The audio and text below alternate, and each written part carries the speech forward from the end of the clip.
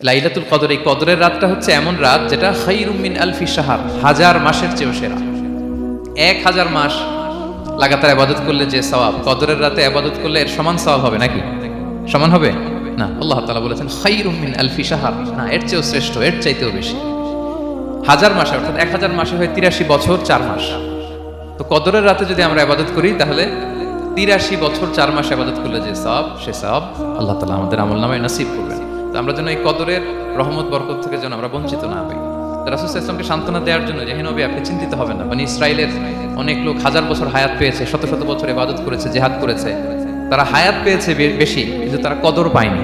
আর আপনার উম্মতকে আমি হায়াত দিয়েছি কম কিন্তু তাদেরকে কদর দিয়েছি। সুবহানাল্লাহ বিহামদি, লাইলাতুল কদর দিয়েছি, যে কদরের রাত 1000 মাসের চেয়েও সেরা। তো এই কদরের রাতকে আবার লাইলাতুল মুবারাকাও বলা হয়েছে। ইন্না আনসালনাহু ফি লাইলাতিন মুবারাকা, এটা বরকতময় রাত। ফিহা ইউফরাকু কুল্লু আমরিন হাকিম, সব বিজ্ঞচিত প্রাজ্ঞচিত বিষয়ের ফয়সালা হয়। এটা বেসিক্যালি একটা বাজেট রাত বলা যায়। এ রাতে আগামী 1 বছরে আমাদের কি ঘটবে না ঘটবে আল্লাহ তাআলা এটার বাজেট করেন, এটাকে রিভাইজ করেন। সো এই রাতটা অনেক গুরুত্বপূর্ণ।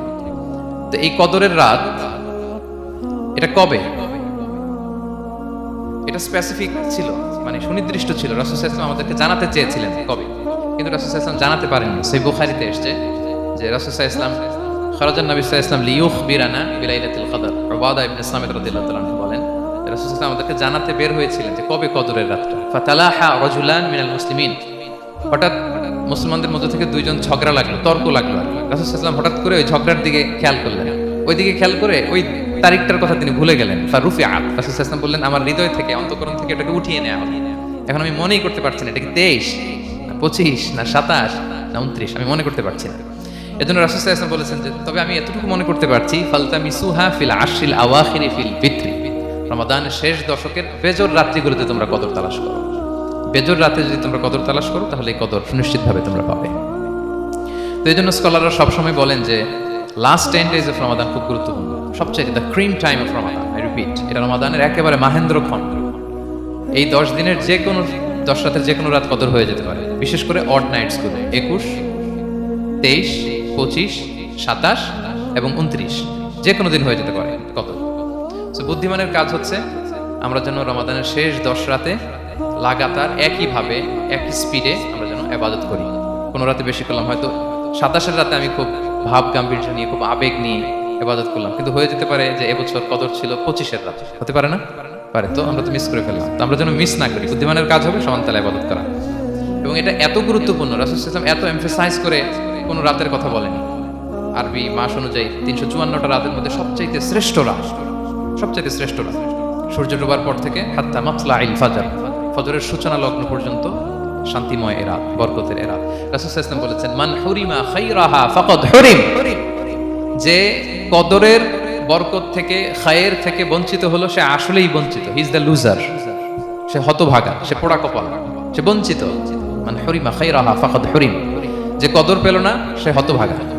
এখন আমরা কি হতভাগা হতে চাই? আমরা তো শুরুতে অনেক হোপফুল ছিলাম, এত এত ব্লেসিংস, এত এত বরকত, রহমতের ফলগুধারায় আমরা প্লাবিত হচ্ছি রমাদানে। তা আমরা তো হতভাগা হতে চাই না।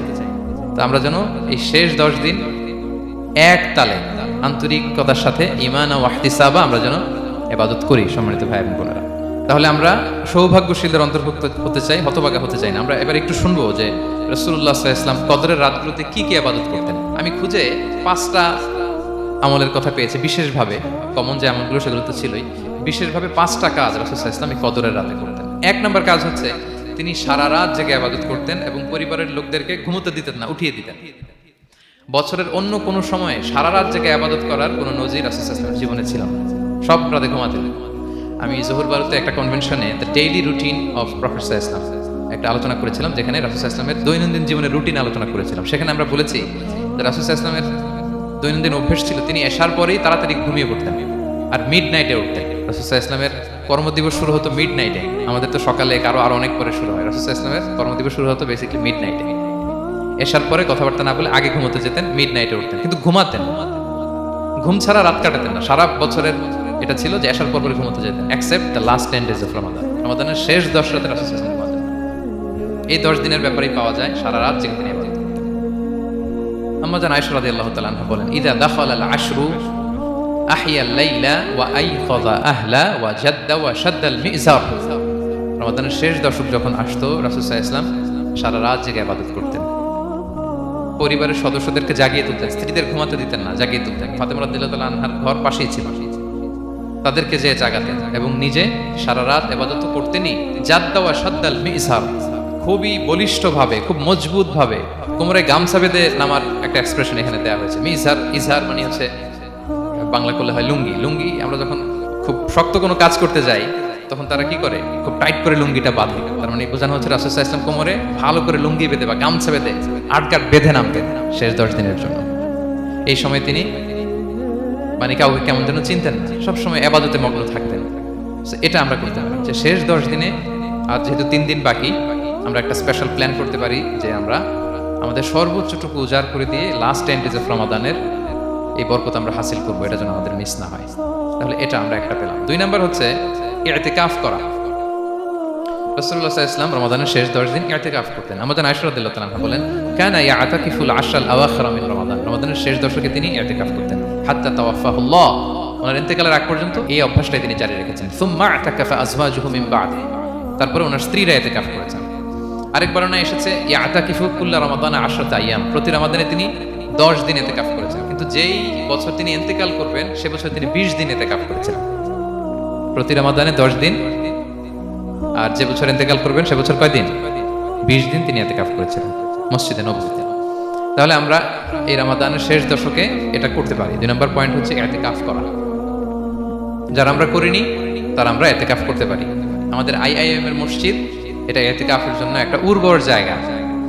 আমরা যখন এই ক্যাম্পাসে ছিলাম তখন দেখেছি যে এখানকার ইতিকাফের পরিবেশ যে এত সুন্দর, এটা কল্পনাই করা যায় না। অসাধারণ পরিবেশ। আপনি যদি ইতিকাফ নাও করেন, রাত 2টা বা 3টার দিকে সেন্ট্রাল মস্কে এসে বসে থাকলেও হবে। রাত 2টা 3টার দিকে এসে বসে থাকলে দেখবেন যে কেউ সেজদায় পড়ে কান্না করতেছে, কেউ হালাকা করতেছে, কেউ তাসবিহ পড়তেছে, কেউ কোরআন তেলাওয়াত করতেছে।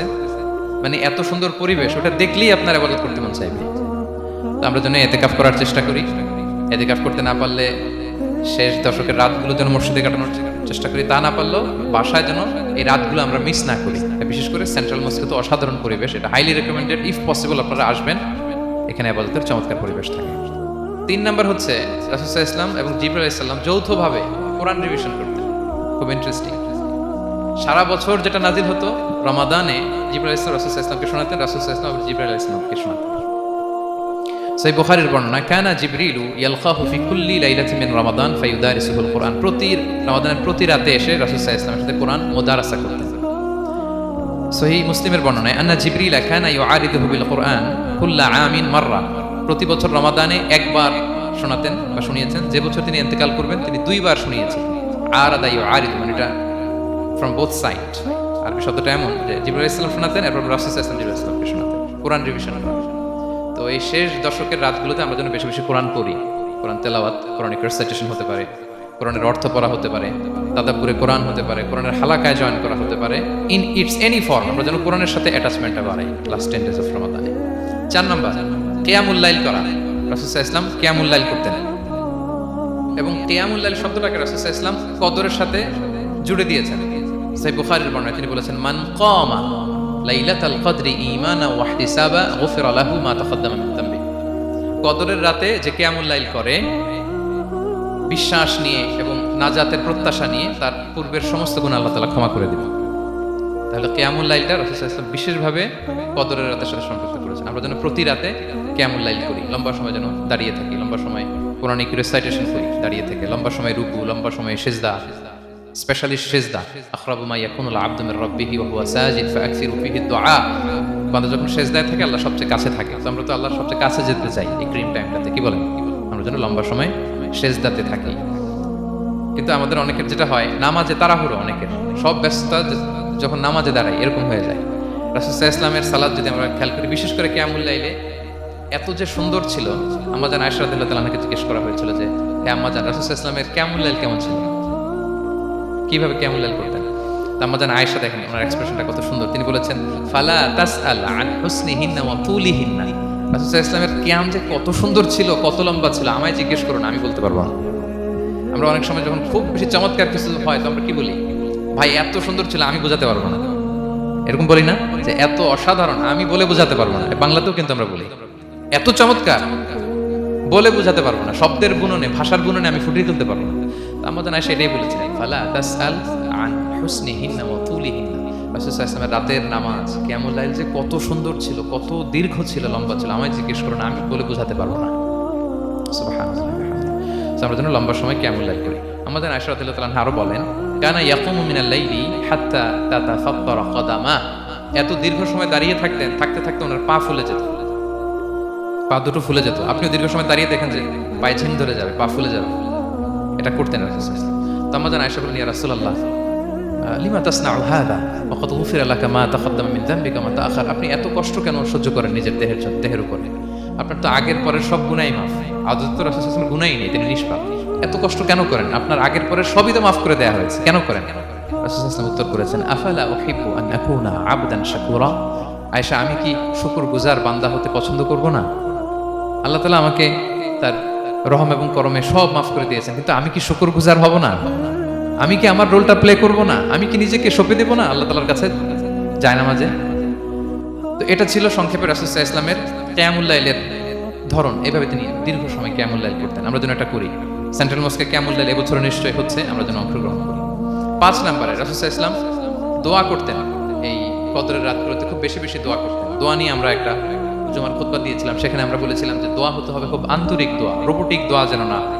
আপনার আবেগ, ভালোবাসা, মনের মাধুরী মিশিয়ে, চোখের পানি মিশিয়ে, অশ্রু সিক্ত করে এই দোয়াটা করতে হবে, তাহলে সে দোয়া আল্লাহর কাছে কবুল হবে। আমরা যেন আমাদের ভাব, আবেগ সব ঢেলে দিতে পারি আমাদের দোয়াতে, আমাদের সেজদায়, আমাদের কিয়ামুল লাইলে। এবং যে কোনো ভাষায় পৌরাণিক দোয়াগুলো রেকমেন্ডেড, হাদিসের মাসুরগুলো রেকমেন্ডেড।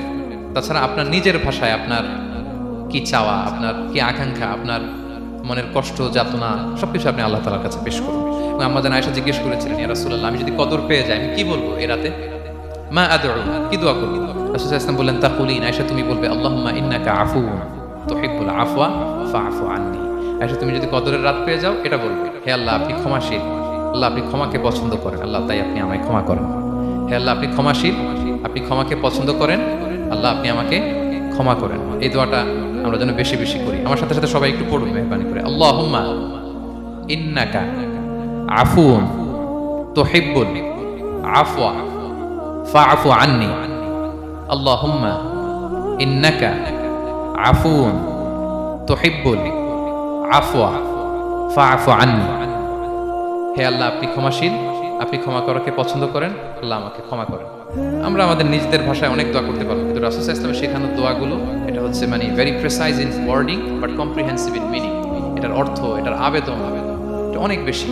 আমি অনেক 10টা 20টা বাক্য বলে এত সুন্দর কথা মিলাতে পারবো না। রাসূল সাল্লাল্লাহু আলাইহি ওয়াসাল্লাম যেটা শিখিয়ে দিয়েছেন, আগে আল্লাহর প্রশংসা করলাম, আল্লাহ আপনি ক্ষমাশীল, আবার প্রশংসা, আল্লাহ আপনি তো ক্ষমা করাকে পছন্দ করেন। যেটা আপনি পছন্দ করেন না ওইটা তো চাচ্ছেন, যেটা আপনার পছন্দ, যেটা আপনি করতে ভালোবাসেন, গাফিরিয যামবি ওয়া কাবিলিত তাওব, আপনি ক্ষমা করাকে পছন্দ করেন, তওবা কবুলকে আপনি পছন্দ করেন, তো সেটাই তো চাচ্ছি আপনার কাছে, আপনি আমার তওবা কবুল করুন, আল্লাহ আপনি আমাকে ক্ষমা করুন। সো এই দোয়াটা প্রত্যেক রাতে যেন আমরা বেশি বেশি করি সম্মানিত সুধী। এবং এই যে রিমাইন্ডারগুলো শুনলাম, এটা রমাদানের পরেও যেন আমরা অব্যাহত রাখি। আমরা নাম দিয়েছি যে gear up for a great Ramadan. আমাদের ইবাদতের যে ধারাবাহিকতা, এই গতিটাকে আরেকটু গিয়ার আপ করা, আরেকটু পুশ করা নিজেকে, আরেকটু এক্সট্রা ড্রাইভ দেওয়া। এই শেষ মুহূর্তে মাত্র 13টি দিন আমাদের হাতে আছে, আমরা যেন আরেকটু এফোর্ট দেই, আমরা যেন আরেকটু ড্রাইভ দেই, যাতে করে আমরা আল্লাহ তাআলার আরো নিকটবর্তী হতে পারি। এবং এই রমাদানে আমরা যা শিখলাম, যেটা করলাম, এটার ইম্প্যাক্ট যেন রমাদানের পরেও আমাদের মধ্যে থাকে। আমাদের অনেকের এটা হয় যে রমাদানে আবেগে অনেক আলোচনা শুনে, ক্ষমার মাস এটা জেনে এত ইবাদত, রমাদান নাই ইবাদত নাই, এরকম হয়ে যায়। এটা যেন না হয়, বরং এটার একটা পরশ যেন আমাদের হোল দ্য ইয়ার লং থাকে।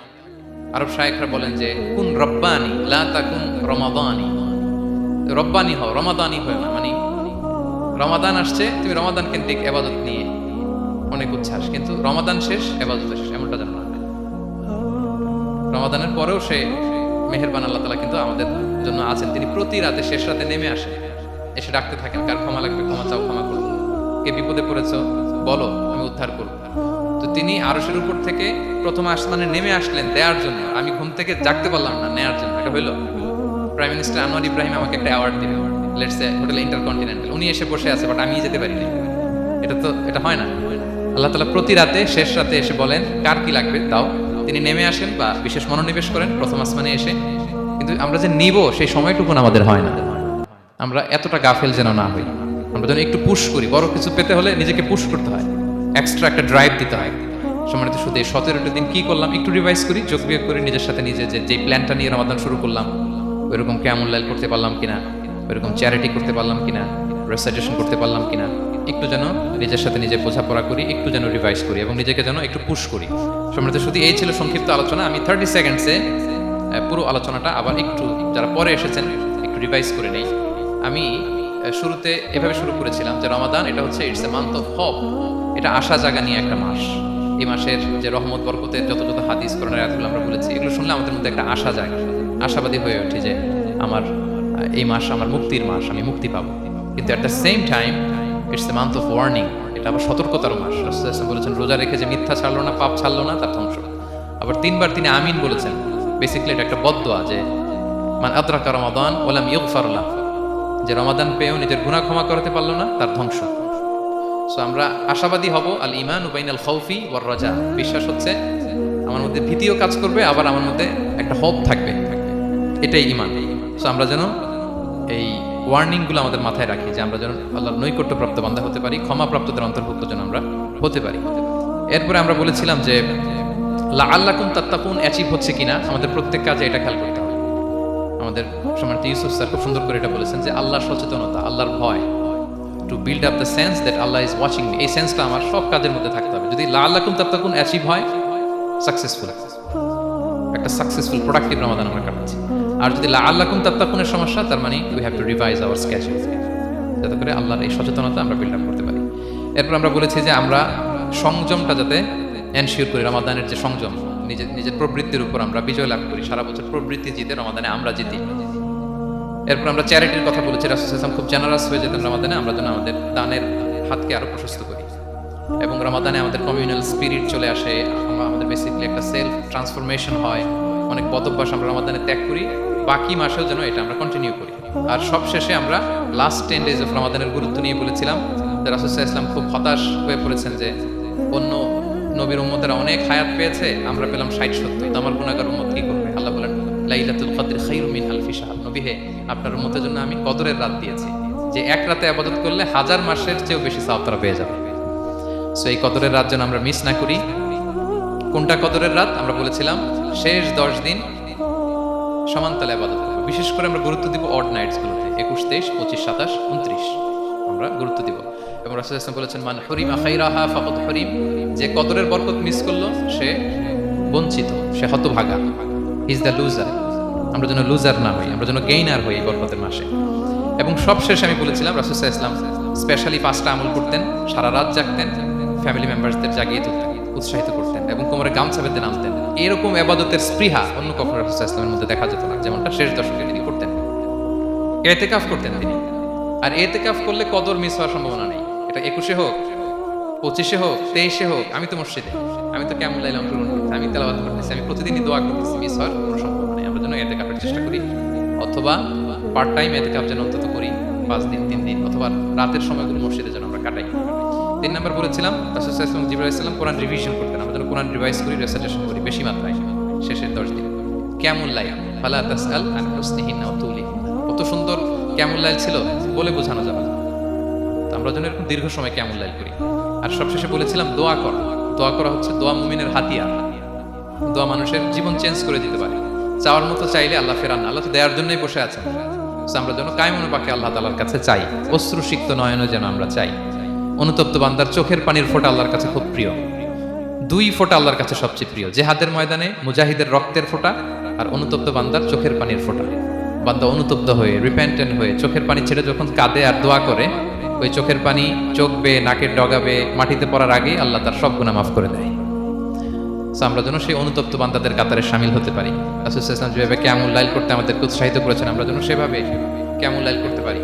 আমাদের প্রতিটি কাজের মধ্য দিয়ে লাআল্লাকুম তাত্তাকুনের যে অ্যাচিভমেন্ট, সেটা যেন আমাদের হাসিল হয়। এবং এই রমাদানকে যেন আমরা আমাদের জীবনের সর্বশেষ রমাদান মনে করি। আমাদের চিফ ইমাম অফ সেন্ট্রাল মস্ক, ইমাম রমাদান সুবকি, নামাজের আগে একটা সুন্দর কথা বলেন যে perform this Salah as if this is your last and final prayer. এমনভাবে নামাজে দাঁড়াও, মনে করো এটাই হতে পারে জীবনের শেষ নামাজ। রাসূল সাল্লাল্লাহু আলাইহি ওয়াসাল্লাম এটাই বলেছেন। সো আমরা বিগত বছরগুলোতে আমাদের অনেক প্রিয়জনদের হারিয়েছি এই কোভিডের কারণে। এবছর আল্লাহর মেহেরবানি বাংলাদেশ আইএম কমিউনিটির এই চমৎকার আমাদের সম্মানিত শিক্ষক মণ্ডলীদের প্রচেষ্টা, ছাত্র ভাইদের প্রচেষ্টায় এই চমৎকার জান্নাতি পরিবেশে ইফতারির আগে আমরা একত্রিত হয়েছি। আবারও আগামী বছর আমরা এরকম কোনো গ্যাদারিংয়ে জয়েন করতে পারবো, কোনো গ্যারান্টি কি আমাদের আছে? নাই। It could be the last Ramadan in our life. So আমরা যেন এটা সবসময় মাথায় রাখি যে হতে পারে আমার it is our last chance, এটাই লাস্ট চান্স, এবং এই অপরচুনিটিগুলো যেন আমরা কাজে লাগাই এবং আল্লাহ তাআলার প্রিয় বান্দাদের অন্তর্ভুক্ত হই। আল্লাহ তাআলা আমাদের সবাইকে এই কথাগুলো বোঝার ও আমল করার তৌফিক দান করুন।